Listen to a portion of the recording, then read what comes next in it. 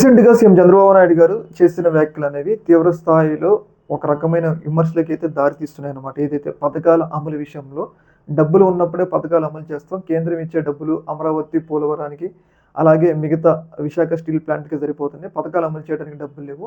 డబ్బులున్నప్పుడే పథకాలు అమలు చేస్తామని చెప్పేసి ఆయన చేసిన ఈ వ్యాఖ్యలనేవి తీవ్ర స్థాయిలో దుమారాన్నయితే రేపుతున్నాయి. ఏందంటే ఈవెన్ సొంత పార్టీ నేతల నుంచి కూడా, సామాన్య ప్రజానీకాన్ని నుంచి కూడా కొన్ని విమర్శలకైతే దారి తీస్తున్నాయి.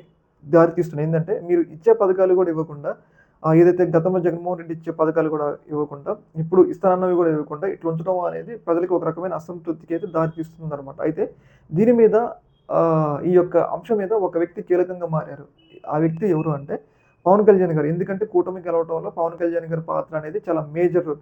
ఆయన లేకపోతే కూటమి అసలు అధికారంలోకి కూడా వచ్చే పరిస్థితులైతే లేదు. అయితే అలాంటి సందర్భంలో ఉమ్మడి మేనిఫెస్టో గతంలో గూడా ఆయన జగన్మోహన్ రెడ్డి మీద విమర్శలు చేశారు. అంతకన్నా మేము రెట్టింపు పథకాలు ఇస్తామని చెప్పేసి ఏదైతే టీడీపీ మేనిఫెస్టో, జనసేన మేనిఫెస్టో కలిసి గూడా వాళ్ళు ఉమ్మడి మేనిఫెస్టోలో పథకాలను ప్రవేశపెట్టారనమాట. అయితే ఇలాంటి సందర్భంలో చంద్రబాబు నాయుడు గారు పథకాలు ఇవ్వమని డైరెక్ట్‌గా చెప్పేసిన సందర్భంలో మరి పవన్ కళ్యాణ్ గారు ఎందుకు ఈ ఇష్యూ మీద స్పందించట్లేదన్న ఒక వాదన అయితే చాలా బలంగా వినిపిస్తుంది. ఎందుకంటే వాళ్ళు అధికారంలోకి వచ్చింది ఏంటంటే పథకాలు ఆ ప్రభుత్వం కన్నా ఎక్కువ ఇస్తున్నప్పుడు ప్రజలు ఆటోమేటిక్‌గా ఈ ప్రభుత్వం కన్నా కొత్త వాళ్ళొస్తే ఎక్కువ ఇస్తారనుకో అని చెప్పేసి వాళ్ళు ఓట్లేస్తారు.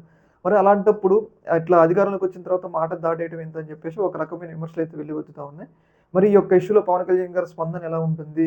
ఆఖరికి పథకాలు అమలు చేయనన్నారు. మరి గతంలో హామీ ఇచ్చారు కాబట్టి, మరి ఈ యొక్క ఇష్యూలో పవన్ కళ్యాణ్ గారి స్పందన మరి ఎప్పటి నుంచి అమలు చేస్తారు? అమలు చేయరా? అనే ఒక వాదన, పవన్ కళ్యాణ్ స్పందన గురించైతే చాలామంది వెయిట్ చేస్తున్నారన్నమాట. పథకాల అమలు విషయంలో.